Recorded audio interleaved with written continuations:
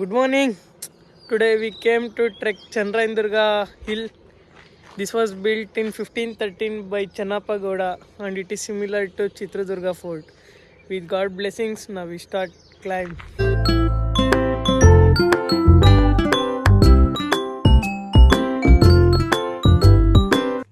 ಇದು ಮೊದಲನೇ ಹಂತದ ಕೋಟೆ ನೋಡಿ, ಇದೇ ಬಾಕ್ಲು.